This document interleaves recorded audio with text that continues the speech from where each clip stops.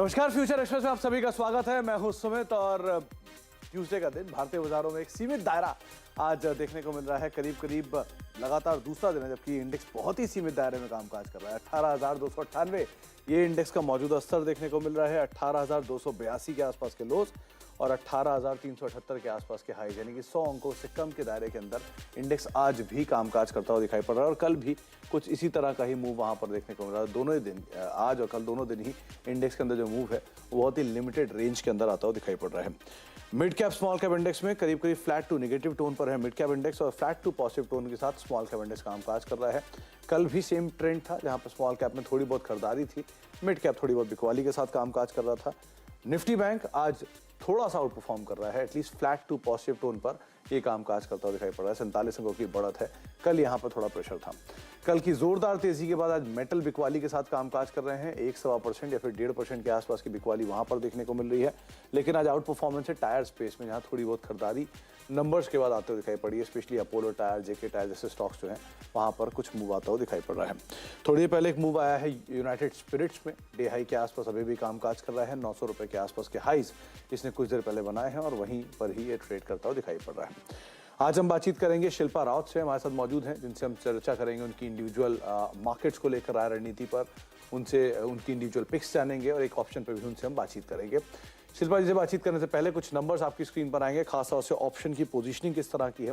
18,300 के लेवल्स पे Nifty spot फिलहाल कामकाज कर रहा है, लेकिन 18,300 400 इन दोनों जोन्स पे आपको कॉल राइटर्स काफी एक्टिव दिखाई पड़ेंगे। स्पेशली 18,300 के जोन्स पे कॉल राइटिंग काफी है और 18,300 के जोन्स पे ही आपको पुट राइटर दिखाई पड़ेंगे। तो मेजरली जो कॉल और पुट का जमावड़ा है वो आपको दिखाई पड़ेगा 18,300 के आसपास। 18,200 को एक बेस के तौर पे इंडेक्स सो फार देख रहा है।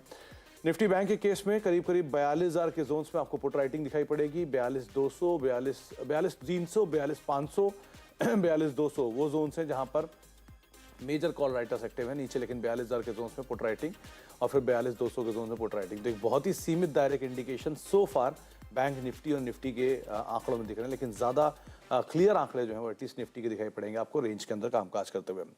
एडवांस क्लाइन की स्थिति के हिसाब से करीब करीब 1500 साढ़े 1500 शेयर ऐसे हैं जो कि तेजी में कामकाज कर रहे हैं एडवांसेस के लिहाज से, और करीब करीब 1200-1300 शेयर ऐसे हैं जो कि बिकवाली में कामकाज कर रहे हैं। तो मोर लेस 50-50 का रेशियो आप मान के चल सकते हैं। एफएनडो साइड पे थोड़ा सा आप 55-45 का रेशियो मान लीजिए, जहां पर 55 शेयर ऐसे जो कि बिकवाली वाले और करीब करीब 45% शेयर ऐसे हैं जो कि तेजी में कामकाज कर रहे हैं।